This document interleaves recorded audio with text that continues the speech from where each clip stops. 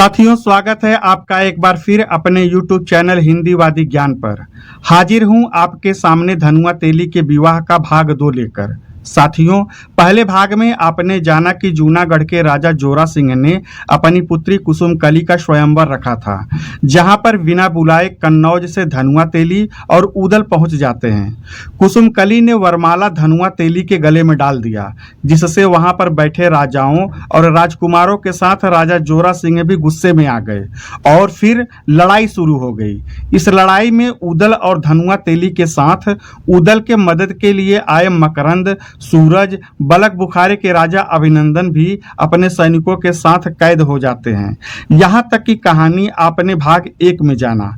अब कहानी में आगे बढ़ें उससे पहले आपसे वही रिक्वेस्ट कि अगर आप हमारे चैनल पर पहली बार आए हैं तो चैनल को सब्सक्राइब करें, वीडियो को लाइक करें और ज्यादा से ज्यादा शेयर करें। अब आते हैं कहानी पर। जब धनुआ तेली और अपने साथियों के साथ उदल कैद हो जाता है तो इसकी खबर मामा माहिल को मिलती है। तब मामा माहिल राजा जोरा सिंह से कहते हैं कि उदल का सर काट लो, क्योंकि अगर वह जीवित रहेगा तो उसे बचाने के लिए उसका भाई आल्हा यहाँ जरूर आएगा और वह कुसुम कली के विवाह में विघ्न डालने की कोशिश करेगा। तब जोरा सिंह ने कहा कि नहीं, अगर उदल को छुड़ाने के लिए आल्हा आता है तो उसे भी कैद करवा लूंगा, परंतु तब तक मारूंगा किसी को नहीं जब तक कुसुम कली का विवाह नहीं हो जाता। इन कैदियों के सामने ही अपनी पुत्री कुसुम कली का विवाह करूंगा।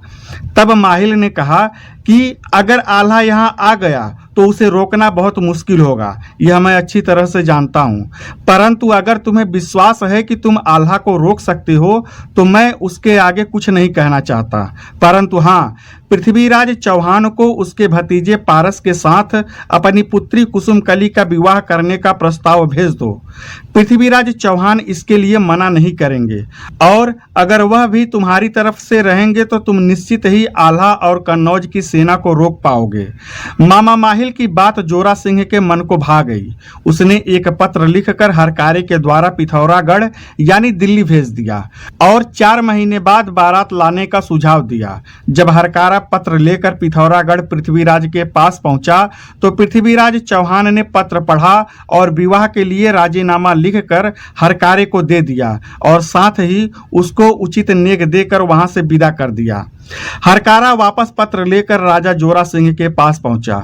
जोरा सिंह पृथ्वीराज के विवाह का राजीनामा पढ़कर प्रसन्न हुआ।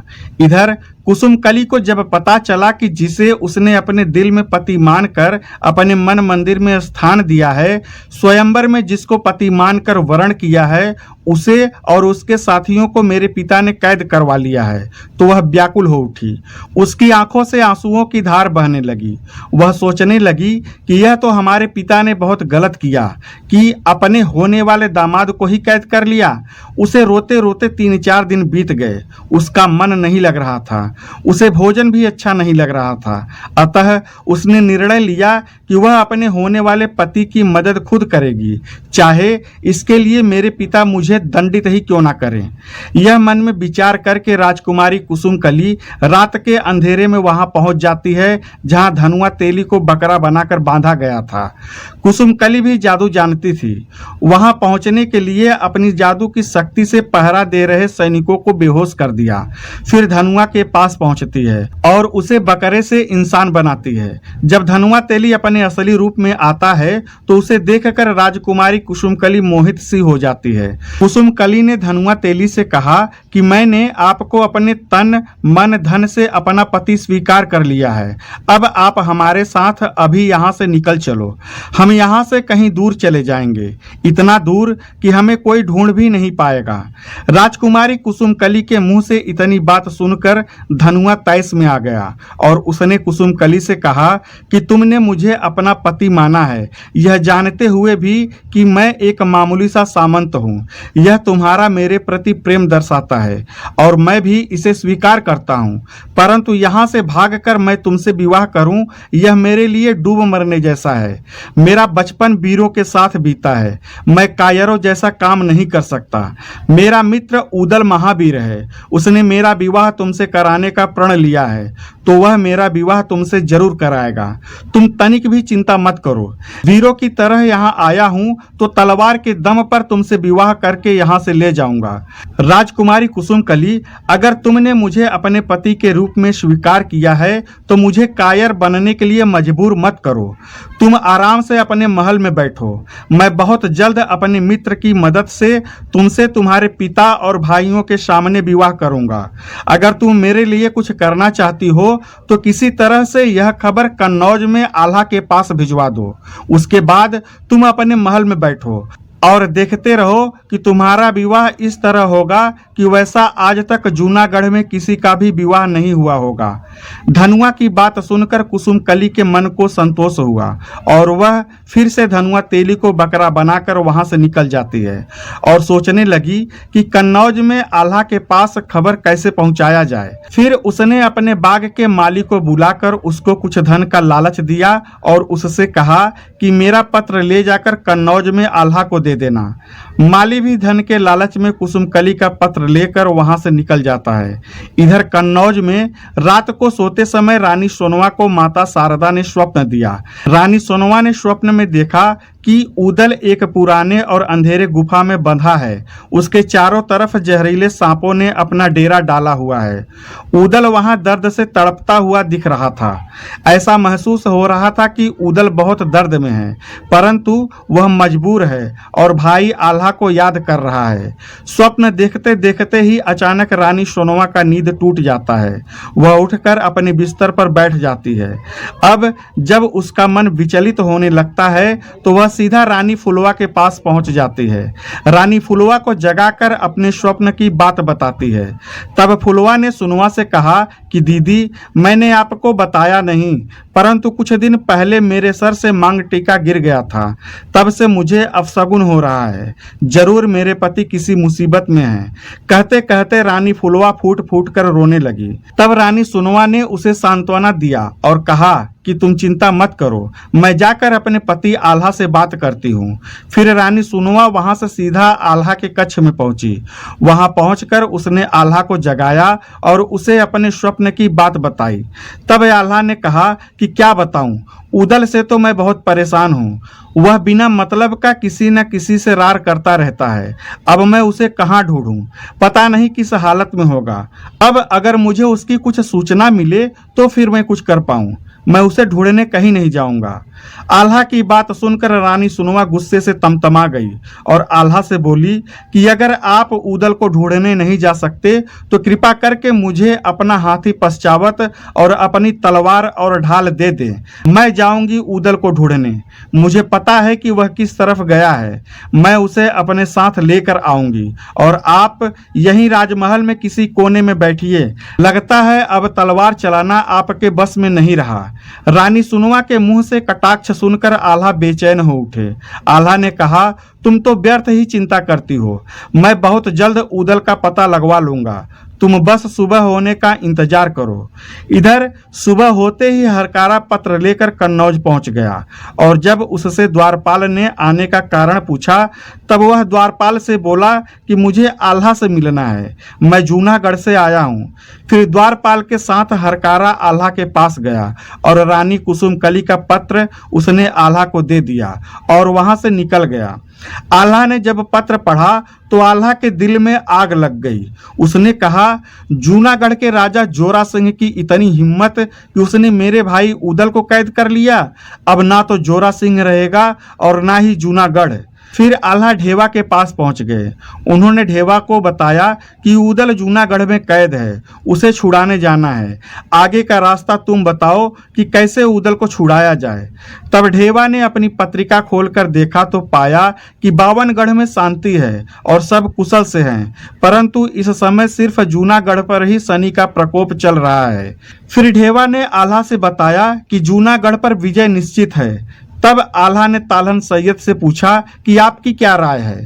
तालहन सैयद ने कहा कि ऊदल को तो छुड़ाना ही है, परंतु वहां अकेले जाना सही नहीं होगा। जूनागढ़ के लिए हमें मलखान को भी बुला लेना चाहिए। तब आल्हा ने मलखान को सूचना भिजवा दिया। मलखान को जब आल्हा का पत्र मिला तो पत्र पढ़कर मलखान तुरंत सिरसागढ़ से तलवार हाथ में लेकर चमकाता हुआ निकल पड़ा। इधर आल्हा ने लाखन राणा को भी पत्र पढ़वा दिया था। अब तो लाखन भी क्रोध से तमतमा गए।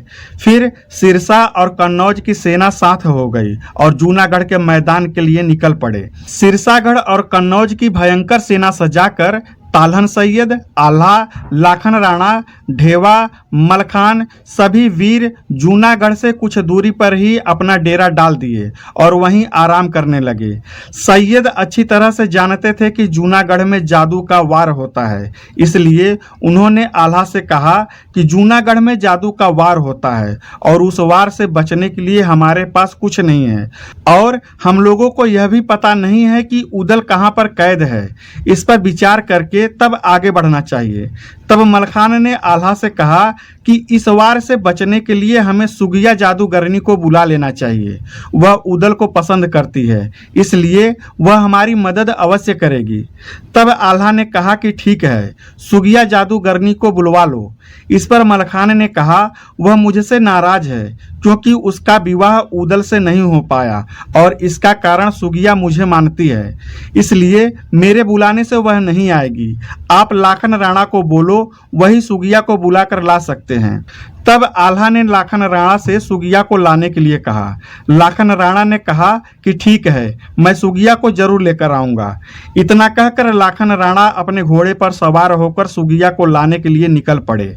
सुगिया के निवास स्थान पर पहुंचकर लाखन राणा ने सुगिया से कहा कि उदल इस समय विपत्ति में है और उदल को तुम्हारी मदद की जरूरत है। तुम्हें मेरे साथ चलना पड़ेगा उदल को बचाने के लिए। इस पर सुगिया बोली कि बनाफर बहुत मतलबी हैं, जब काम लगता है तो आते हैं और काम निकल जाने के बाद कभी पूछते भी नहीं है कि सुगिया कैसी है और किस हाल में है।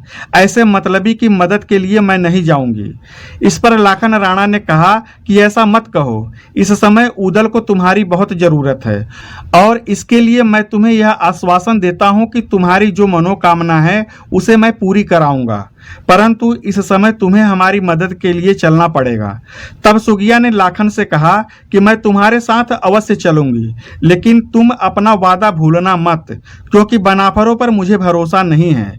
तब लाखन ने कहा मुझ पर भरोसा करो, मैं तुम्हारी मनोकामना जरूर पूरी करूंगा और तुम्हारा विवाह उदल से अवश्य कराऊंगा। लाखन राणा की बात सुनकर सुगिया ने मनिया और कुशवा को साथ लिया और अपने 900 सैनिकों के साथ जूनागढ़ के लिए निकल पड़ी। मनिया और कुशवा सुखिया के बचपन के साथी थे। यह दोनों भी जादू के कला में पारंगत थे। तभी जूनागढ़ पहुंच गए, जहां पर आल्हा बड़ी बेसब्री से उनका इंतजार कर रहे थे। जब ये लोग अपने तंबू पर पहुंचे तो आगे की रणनीति पर विचार होने लगा।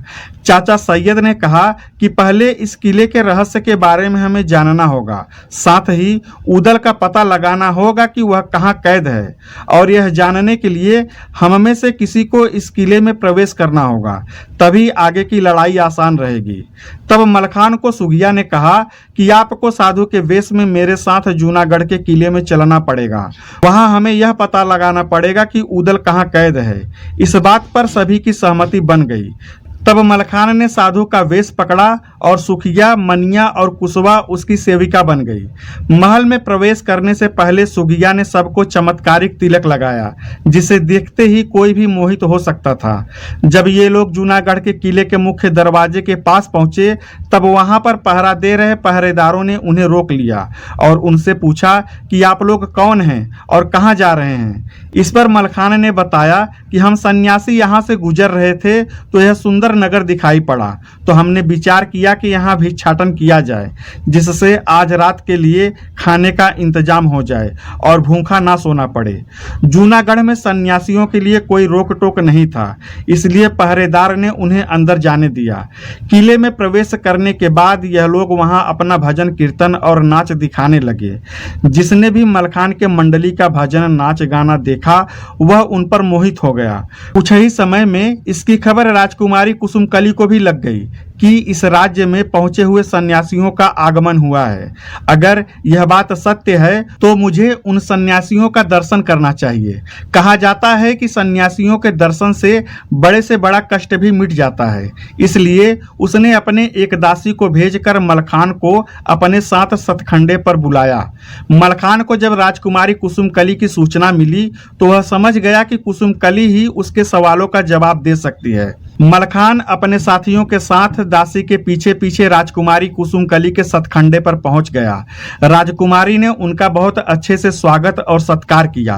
फिर मलखान ने उन्हें एक मधुर भक्ति रस से भरा भजन सुनाया। भजन सुनकर राजकुमारी कुसुमकली बहुत प्रसन्न हुई। मलखान के भजन में जैसे जादू था। वहां बैठी राजकुमारी के साथ जितनी भी सखियां थी सभी मलखान की भजन पर भाव विभोर हो गईं। सबके आंखों में आंसू आ गए। इतना करुण मलखान का भजन था।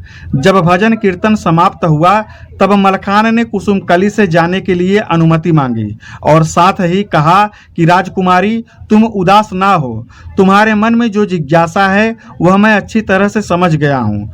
तुम जिसके प्रेम में इतना व्याकुल हो उसे छुड़ाने के लिए उसके हितैषी जूनागढ़ में प्रवेश कर चुके हैं। बहुत जल्द ही तुम्हारा धनुआ से मिलन होगा। राजकुमारी प्रसन्न होकर साधु को उपहार देना चाहा, परंतु साधु ने मना कर दिया। कहा, अगर तुम मुझे कुछ देना चाहती हो तो मैं तुमसे कुछ मांगना चाहता हूँ। तब कुसुमकली ने कहा कि बताइए आपको क्या चाहिए। आपकी मांग को पूरा करने में मुझे प्रसन्नता होगी। तब मलखान ने कहा कि ऊदल और धनुआ को कहाँ कैद करके रखा गया है वह बता दो और साथ ही तुम्हारे भाई का तिलस्मी बख्तरबंद मुझे दे दो ताकि मैं तुम्हारा और धनुआ का मिलन करवा सकूं। तब राजकुमारी कुसुमकली को यह समझते देर नहीं लगी कि ऊदल और धनुआ को छुड़ाने के लिए यह लोग साधु के वेश में यहाँ आए हैं। कुसुमकली ने बिना देर किए उन्हें सब बता दिया और साथ ही चुपके से अपने भाई का तिलस्मी बख्तरबंद भी मलखान को दे दिया। वहां से निकलने के बाद मलखान की साधु मंडली राजमहल में राजा जोरा सिंह के सामने पहुंच गई। वहां भी इन लोगों ने अपना मधुर भजन भाव सुनाया। साथ ही सुगिया और मनिया ने बहुत ही सुंदर नृत्य पेश किया। राजा जोरा सिंह साधुओं के भजन से बहुत प्रसन्न हुआ। उसने कहा कि सन्यासियों, आप लोगों की कर्तव्य देखकर मैं बहुत प्रसन्न हूँ। अगर आप लोग कुछ मांगना चाहो तो मैं आप लोगों को निराश नहीं करूँगा।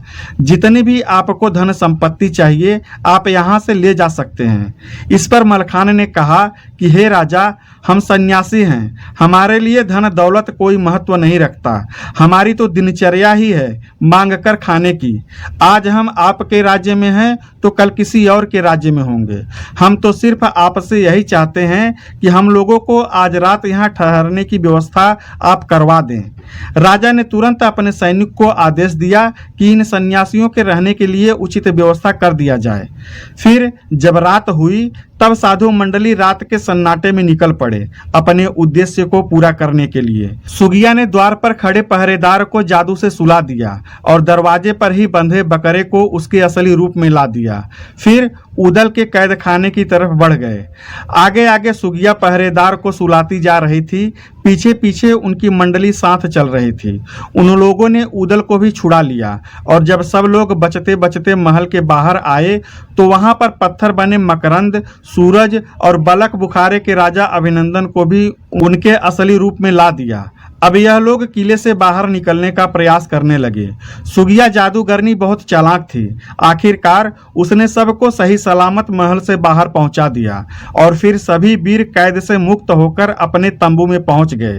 वहां आल्हा ने उदल को गले लगाया। फिर उदल ने बताया कि वह किस तरह से राजा के कैद में पहुंचा और उसने आल्हा से यह भी बताया कि राजा की पुत्री कुसुमकली से धनुआ तेली का विवाह करने का मैंने प्रण लिया है। अब बारी है उसे पूरा करने की। फिर तो सभी सुबह होने का इंतजार करने लगे।